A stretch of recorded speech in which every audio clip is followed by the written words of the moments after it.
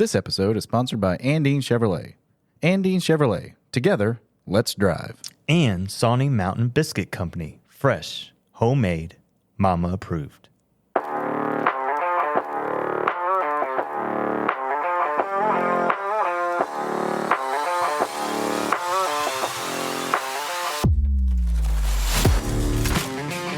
Welcome to the Bulldogs Unleashed podcast. My name is David Miller, joined by Greg Walkup. And Greg, how we doing today, friend? What's going on, man?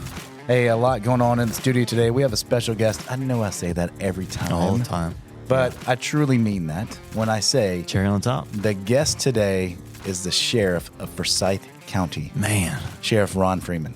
Yeah. It was a cool episode today. Great episode. Great to get Yes. to know a little bit about the sheriff, his background, and his passion for Forsyth County and keeping this community safe.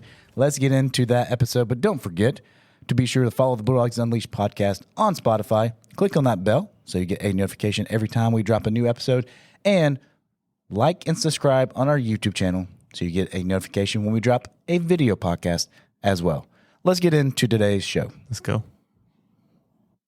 Greg, we have a very special guest. So we always all have special special, guests, right? Yeah. but a very special guest in the studio today. We are lucky to have the sheriff of Forsyth County, Mr. Ron Freeman. Thank you so much for being here today. Let's get the applause for you. Man, look at that. Yeah. Look at the crowd. Look at the crowd. Man, I mean, there's coming standing room only outside. You see those kids. They're just- VIP. yeah. Ready. They were all running, but anyway. They're like, wait a second. Well, thank you for being here. We know you're sheriff of a big county. What's Forsyth County in Metro? I guess it's not the largest, but it's one of the largest. So we're the 8th largest county in the state of Georgia. Forsyth County is. Yeah. And then we're the 3rd largest full-service sheriff's office in the entire state of Georgia. That's amazing. That's amazing. And when we had some time, we were looking at, we're doing our homework. Yeah. Because we are professional and we are educators. We do give homework. Looking at your resume, very impressive resume, by the way. The things that you've accomplished. Been blessed. And also, I'm not great at math, but it looks like you're coming close to up on 40 years in law enforcement. Started in 1987. So was out for 1 year while I was running for sheriff. Yeah. And so I'm about to start my 37th year Wow. in law enforcement. That's amazing. If you'd asked me in the beginning, I would be doing this in 37 years, I would have laughed at you. Yeah. But I still love it, and I still love every day I come to work. Where does that passion come from? A life of service. And that's what it is. It's a life of serving and serving community. Where does that passion come from? Well, it's driven by, look, people just do similar things, but educators are very similar. People, my wife's in the medical field, medical workers are social workers, fill in the blank, right? Yeah. The idea is part of it's the adrenaline, part of it's the fun, part of it's the camaraderie of working with people. But the other part is, no one dials 911 when they're having a good day, right? No one calls us to tell us their day is going well. Yeah. So almost every person we interact with, especially on a call, is in need of something. They need help, and they look to us. They look to firefighters. They look to EMTs to be that voice of reason, that voice of help, and to try to make things better. And that's a unique position to be in. And 2, if you can't find gratification in that, I would question your ability to be a good human. Mm-hmm. Wow. For sure. And looking at your resume here, before you became sheriff, you were asked to start the police. Let me make sure I get my notes here right. Start the police department of Brookhaven. Brookhaven, is that correct? So I did. So I had been here for almost 27 years at the sheriff's office. Started as a young kid right out of Georgia Southern, and had an opportunity. And I thought I was going to career here my entire life and retire from here. And just that unique opportunity. Brookhaven, if you remember, for some of the audience will remember when Milton, Johns Creek, those kind of new cities popped up all over North Fulton. Well, it's happened in the cabin. Brookhaven did not exist. It was not an incorporated city. And so I got the opportunity to go with about 5 other guys and start the beginnings. The day I went to work in Brookhaven was, I'll never forget, because it was April 15th, 2013. And for the adults, we all remember April 15th. Yeah. For not a good reason, right? Because his taxes are due. And the beginning, when I got there, I'd interviewed and got hired as chief.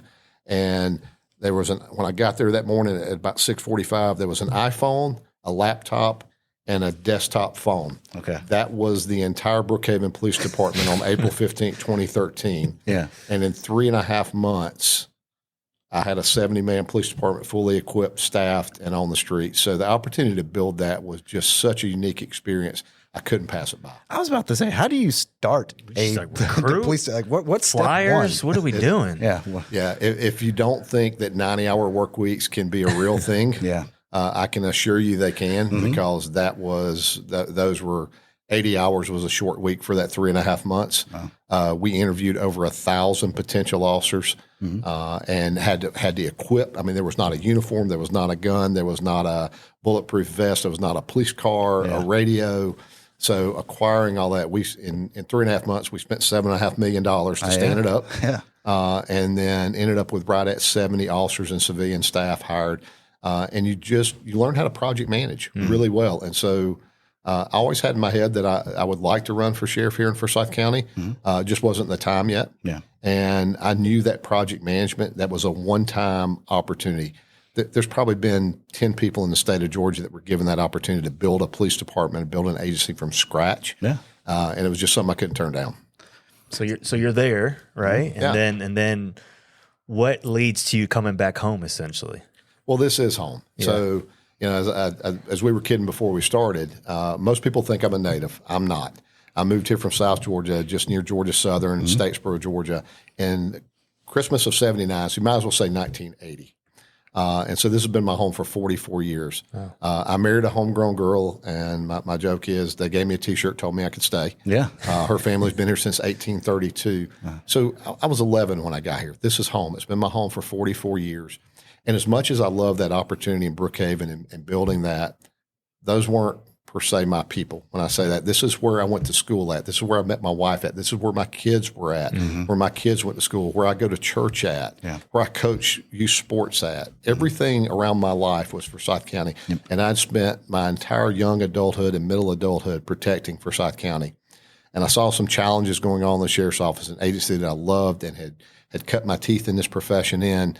And I saw some needs, and I had the opportunity, and the citizens of this county blessed me with giving me the trust to come back and be sheriff. And, I think we're not perfect, but we've done a good job. We have the lowest crime rates in all of Metro Atlanta. It's the safest county in Metro Atlanta, and we have been during my entire tenure as sheriff. What do you contribute that to? Yeah, how do you get that? This is massive. For Forsyth County, as much as it's expanding, typically when you expand, you can see an uptick in maybe some crime. Sure.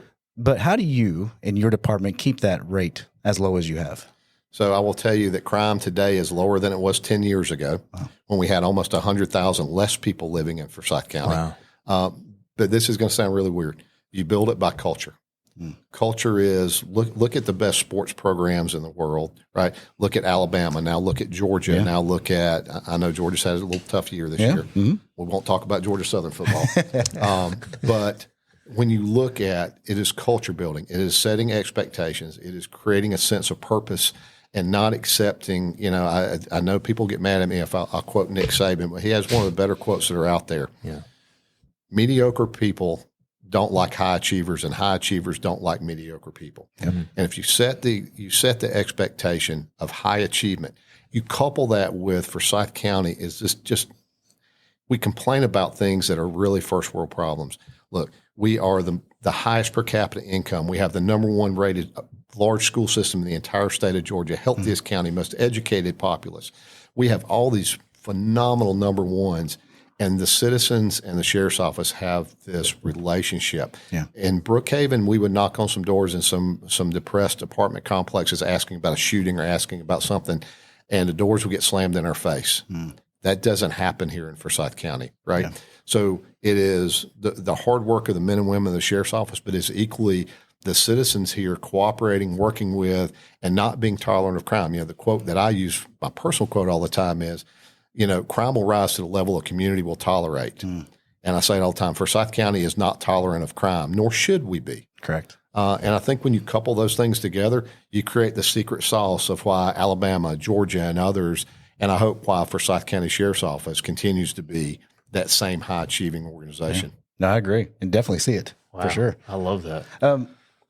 one of the reasons we wanted to have you on is the partnership with the Sheriff's Department and Forsyth County Schools. Absolutely. It feels like, as an employee, it feels like on our end, it's been a great partnership. We've enjoyed it.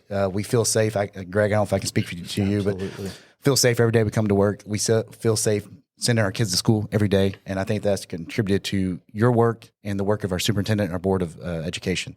We just recently went through a change of superintendents, went from Dr. Bearden now to Mitch Young. Mm-hmm. How is that partnership still continuing with Mr. Young and the Sheriff's Department? So I was on the phone at about 8:30 this morning with Superintendent Young. Mm-hmm. And I love the fact Superintendent Young, Mitch, and I are Mitch and Ron to each other, and always have been. Yeah. When he was principal, we had a really great relationship when he was principal at Central, my alma mater as well. Yep. And so that relationship was already there. That's the great part. Dr. Beard and I had a great relationship, but Mitch and I had even more of a personal relationship longer than Dr. Beard and I did. And so it's been fantastic, honestly. And, you know, when you talked about me coming back and running for sheriff a little bit, one of the primary driving purposes was I looked at our schools. I looked at school shootings that were happening across the country. I'm a student of that. As sick as that sounds, I have to be. When I took office, we had about 9 or 10 SROs, right? School resource deputies assigned to school resource officer positions. Today we have 58. And I knew that had to change. If we're going to keep our kids safe, and if I can't keep our kids safe, I don't know why I'm doing what I'm doing, then that was one of the driving forces behind the first campaign that I had, is that we were going to make Forsyth County schools as safe as we possibly can. There is no 100% safe anywhere in the world. As we saw, presidential candidates aren't safe. Right? But there's a lot of things can be done to mitigate that and make it as safe as you can. And as a school system and as a sheriff's office, man, we work phenomenally well together. I'm really, really proud of that relationship. No, as you should be. And could you talk a little bit about, because you said, you know, as sick as that sounds, but I like that as a parent and as an employee, that you're a student of those things. Can you talk a little bit about what that means to you? Do you guys look at like even some of the most recent types of shootings and see kind of the flaws and the challenges there, and then you guys use that as almost an educational purposes for y'all's team, or what does that look like? Yeah, that's a great question, and the answer is absolutely yes. A tragedy becomes a double tragedy if you don't learn from it, and so we have to take that. Every time an officer's killed in the line of duty, we research that. When a school shooting happens, I was in Savannah at a sheriff's conference last week, and Tuesday night, Sheriff Judd Smith, who is the sheriff of Barrow County, where this horrible thing over at Appalachia High School it's already on our minds and are, you know, still thinking about and doing those things. He and I had dinner together, and we talked, and we were friends already. We talked a lot about that case and what happened and how those things are. And I learned a few things that weren't in the media, that weren't in the news, right? And you can imagine it's a criminal case pending. But I was able to bring that back to our team, and we'll implement that in our training as the what if factor, so that we get better when we do active scenarios of emergencies in schools or emergencies in some other place. You know, we'll look at all those things and learn from that, right? If not, again, as I said, imagine if we didn't. It's a sick thing to have to read and learn and do that. This past summer, I was in Oklahoma City at a national sheriff's conference presenting something, and I sat in a classified briefing about the Uvalde school shooting in Texas. And I literally almost got up and threw up.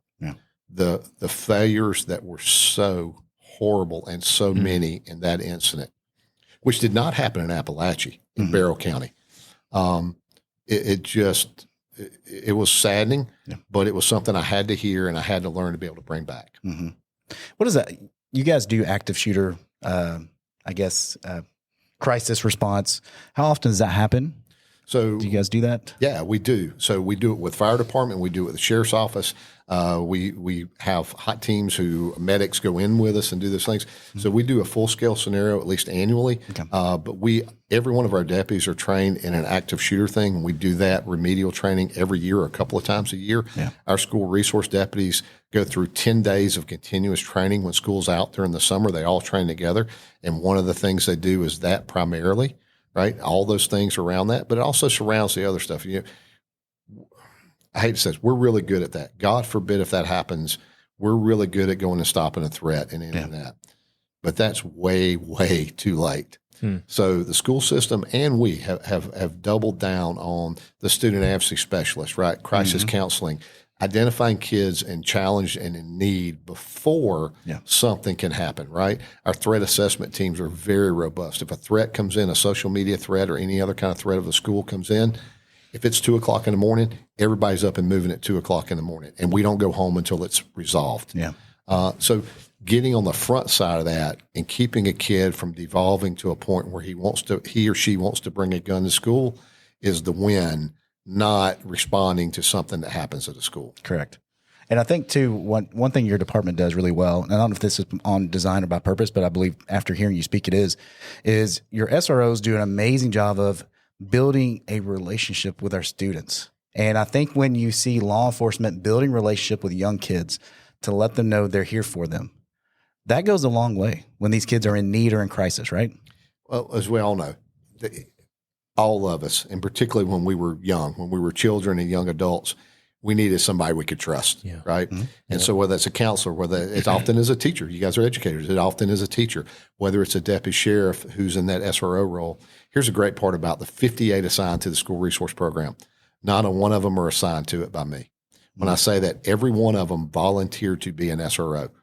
The worst thing I could ever do is put, say, a young 24-year-old cop, deputy sheriff, who's hot to trot and wants to go chase bad guys and go get bad guys, which is a great thing. We need we need someone to do that, but they're not ready in their career to come work with elementary school kids. Mm-hmm. And I forced that deputy to go sit in an elementary school, right? Yeah.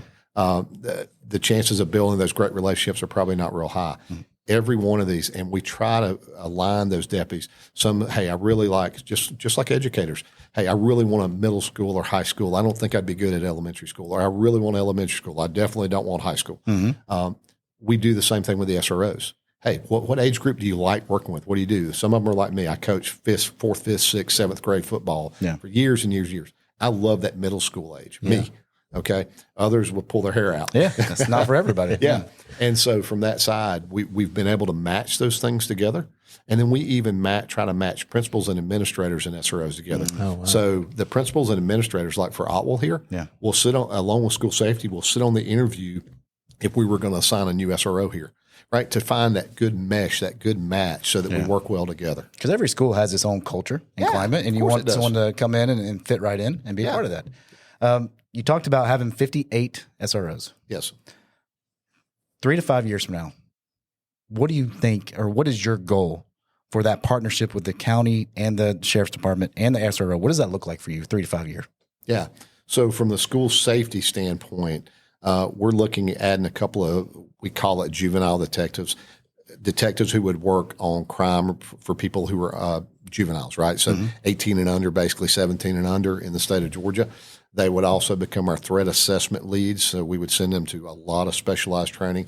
Threat assessment is, right, how do we track down social media? Someone says, I want to do something bad at school. How do we track that? How do we track that after the fact when we've identified that person, if we've charged them?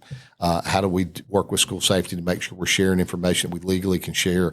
We're already talking with legislators about, after the Appalachia shooting, how do we change some laws so that some of the issues about schools being able to share information with us, which is federal related. It's nothing to do with Forsyth County school system. Yeah. They're awesome. They'll do anything they legally can do with us without any question. So having 2 of those. So the rule is now every major high school has 2 deputy sheriffs assigned to it.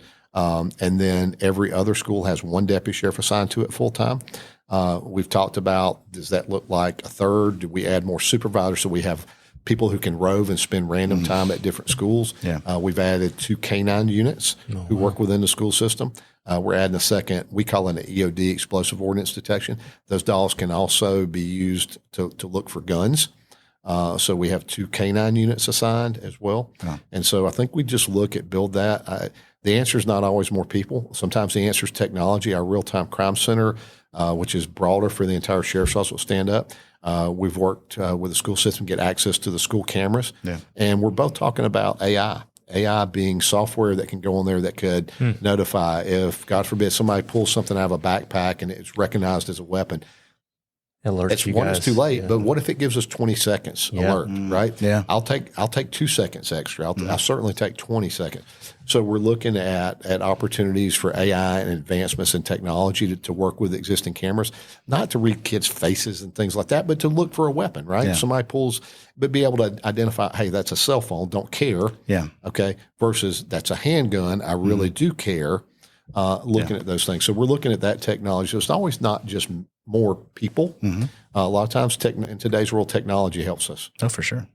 And I'm glad you mentioned technology because my last question before we get to our last segment is for our students. Our parents are a major part of our audience, our parents. Yeah. And we're parents. And I just want to ask you, what advice would you give to parents when the majority of our children have the world in their pocket? They have a cell phone. And like you said, technology is changing, evolving Every day. every single day. What advice would you give parents to help keep our children safe when it comes to this digital era that we live in? Well, it's a little late to take it away from them. Because that would be my first one. Here's the thing, and this is going to sound harsh, but I've learned this, and I was guilty of it as a parent. My kids are adults now, right? My kids are 30 and 25. You got to be the parent. We see again and again when we see failures with children who are good kids who get hung up in something from making bad decision after bad decision. It is because parents aren't engaged enough. We want to trust our kids. We want to believe in our kids, and we should trust and believe in our kids. Absolutely. Okay. Trust but verify. If you don't know the password to your kid's phone, then you're not being enough of a parent. I'm sorry if I hurt somebody's feelings. No. I'm not. Yeah. I'm telling you, the sexting, the apps that they get on, the kids we've seen radicalized by social media things, the kids we see who are devolving because they're under such stress and such things, and they're sending stuff out. And I know that's tough as they get older, but particularly until they start earning more and more as they get older, you better be looking, and you better understand how that works. You better understand what apps can be hidden, those kind of things. And there's plenty of that on the internet for you to find out how that works, or we'll help you with that. But we owe that to our children. They're in a world now where they're bombarded with things that we were not bombarded with when we were growing up. We were kidding about, we met our wives in high school and middle school and those kind of things. You know, the challenges now did not exist then. The social media is 24/7. The comparison is 24/7. And so we've got to interject in that. We've got to create some streams that get them away from that and do those kind of things. And so be nosy, but you're being nosy because you love them. Because you care. Because you care. God gave them to you for a reason. Yeah. They're your responsibility. He gifted you with them, all of us with ours. And so I know every parent takes it seriously, but we overlook those things, and I'm guilty of it. Every parent is guilty of it. You get caught in the everyday life. Yeah. And work gets in the way and things get in the way. But like you said, know your kid. And when we had our student advocacy specialist on the show, he said the same thing. Yeah. Know your kid. Yeah. Talk to your kid. If something seems out of place, why? Yeah. Something's out of place. You know your kid better than everyone else. So know that. And two, I will say this, whenever your department hosts these social media nights that we have at schools, when it's internet safety and amazing presentations, it will open your eyes as to what's actually out there. And like we said, I'm an educational technology specialist. I'm supposed to know about technology. There's so much out there. I'm like, wow, that's out there for my kids. Yeah, me so too. Yeah, if those are available, and hopefully they'll be coming up in the schools, if you're a parent listening to this, attend those because it will help you with your child. All right, Mr. Freeman, Sheriff Freeman, before we let you go, though, we do have one last segment to put you on. We're going to call this segment the Lightning Round. Here we go. Here we go. Lightning Round is sponsored by Sonny Mountain Biscuit Company. Fresh, homemade, mama approved. And they're pretty good. Oh, yeah. So here we go. So I'm going to give you a series of questions. I've sprinkled in some law enforcement themed in here. Whatever comes to your brain, right? No passing, no phone a friend. You got to go to it. Are we ready to go? Shoot. All right, let's go. Favorite junk food? Ooh, gelato. Oh, man. What flavor are you doing? It's gelato. I don't care. You don't matter. All right. Biggest pet peeve? Parking in handicapped zones. Oh, there you go. How many tickets have you given someone for that? Believe it or not, quite a few. Oh, goodness. Coffee or tea on the job? Coffee. All the way. What kind? Medium roast, dark roast, and black coffee. Okay. Favorite emoji? Probably strong arm. Yeah, that's right. Like that's it. right. Dogs or cats? Dogs, 100%. 100%. 7 days a week, 365. Yeah. You got some four-legged friends? I do. I have one out of our jail program, Plus with Purpose, Marley, my therapy dog, and then I have a rescue German Shepherd. That's awesome. That's awesome. I love Yeah. that. Biggest inspiration? Literally my dad. Yeah. Yeah. Yeah. And I read a little bit from y'all's bio that was it dad, uncle? I mean, over 130 everybody. years I saw. It's a family affair. Yeah. It is. What was that about? Just you grew up in that. I grew up around it. Yeah. Didn't think I would do it growing up around it. But Yeah, I I did. never do it. And here we are. TV show you binge watch. Ooh, right now, we're on Lioness, Okay. Taylor Sheridan thing. Gotcha. If you have the choice, patrol car or motorcycle? Patrol car. Yes. All right. Favorite holiday? Christmas. Here we go. It's coming up. Mhm. Biggest fear? Something happening to my people, one of my deputies, and equally something bad happening to our citizens. Yeah. Are aliens real? He may actually know the answer to this. Can he answer? It's a top. I have a top secret clearance. Area 51 So- over here and coming, So the man. answer is, I don't know, but I would lean towards possibly. There we Yes. go. Take it. Best advice for someone interested in law enforcement? This is going to sound really crazy. Get a minor in criminal justice. Do not go get a criminal justice degree. Okay. Okay. We teach people really well how to become law enforcement officers. I have great trainers. We can teach you how to do that. I would love to see somebody with a business degree, better writing skills, those kind of broad-based organizational leadership, business, those kind of things. Law enforcement has become bigger than just a badge and a gun and a police car. And so broad skills will help you advance in your career. Awesome. Favorite city? Florence, Italy. Oh, man. I like that. Food you hate? Mayonnaise. Yes. Favorite thing to do in your spare time? Used to be mountain biking, but I had to kind of give that up. So now it's actually just working out, spending time with my wife. We work out together. I love that. Favorite movie about law enforcement? Ooh, favorite movie about law enforcement. I can give you a TV show, One Adam 12, but I can't think of a movie. I will go with It's nothing like Police Academy right now. No, it's not that. No, Steve Gutenberg. no, Gutenberg's not. I don't think he's ever a cop. No. So I'll go One Adam 12 as a TV series. I don't know how to answer on a movie yet. Yeah. I will do that. What are some things that maybe most people don't know about being a sheriff? The responsibilities that sheriffs have are broad, and there's a lot of old law that still exists. If loose livestock are found, I'm responsible for taking and caring for them. Seriously. Seriously. Okay. If Got a goat, a llama out. You're goat, llama, it is the sheriff's responsibility. If there is a tuberculosis outbreak, it is my responsibility to make sure if those people are ordered to be confined in their house, if they don't do it, I have to take them to the jail. That is an old mandate. I mean, there are some of those things out there that are like, what? Wow. And I was well versed as a law enforcement officer, and then when I became sheriff, I'm like, I ain't doing that. Is it just too hard to get those off the books, or what? I don't know. No one And just then thinks that's never going to happen. Here's, so here's the one I normally don't say, but I will. The sheriff is the tax revenue officer for the county. Now, that's under old law. There is an elected tax commissioner who collects the taxes and do those kind of things. But the sheriff de facto has to give him the authority to do that. Okay. It's old law. It's not, but it just these weird things that are still on the books Yeah. that people have no clue about. Kind of want to release a llama and see See if Sheriff Freeman shows up. Yeah, Sheriff Freeman. Something you can't live without. Ooh, pups. There you go. Favorite phone app. Favorite phone app? It's not social media. I don't know that I have a favorite app.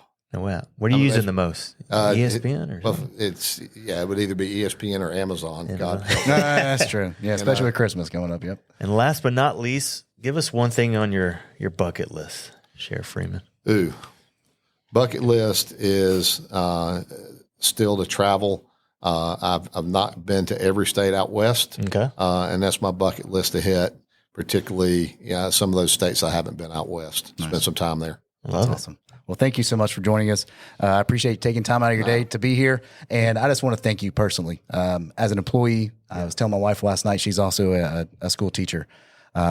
We have the motto, safe, connected, thriving. And I think you and your department helps out with that as well, to make sure that our kids are safe, our citizens are safe, and we feel safe when we're here. Absolutely. So thank you for what you do. No, this is our home. This is the place we love, place my wife and I went to high school and all through school at. This is where we go to church at. And if there's ever a place I want to keep safe, it's Forsyth County. Yeah. Well, we appreciate what you do. Thank you. Thanks, guys.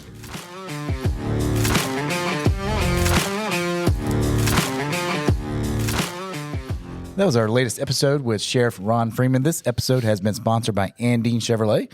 Andine Chevrolet, together, let's drive. And Greg, I love Sheriff Freeman's passion for this community. Oh man, you could just feel it as soon as he came in the room. His eyes lit up, and about talking about this community, and obviously he's got ties to it, right? Yeah, family ties, and just growing up. And technically didn't grow up in this area, but I mean, pretty much 40 plus years is what he said. Mm-hmm. So you could see that obviously you want a sheriff like him that's protecting your community, but it almost means more, right? Because this is home for him. It's home. He's protecting his home. He's protecting his people, and protecting this community. And I love that passion. I love that partnership that's been going on with our school district as employees. I told them, and I'm not just saying the company line. It is, I feel safe here with his partnership, with our partnership, and what our school safety department does. Absolutely, what they do. It is truly safe, connected, and thriving, and we appreciate all that they do for us. Yeah, and I mean, he's such a down-to-earth, authentic guy. So easy to talk with, and that's, again, like you said, you never want to feel like the people that are higher up, you're not connected to him. Yeah. But he's one of us, right? I felt super like he's connected to us, our community, and I love that. For sure. Thank you for listening to the Bulldogs Unleashed podcast. My name is David Miller, reminding you to embrace the journey. Thanks again.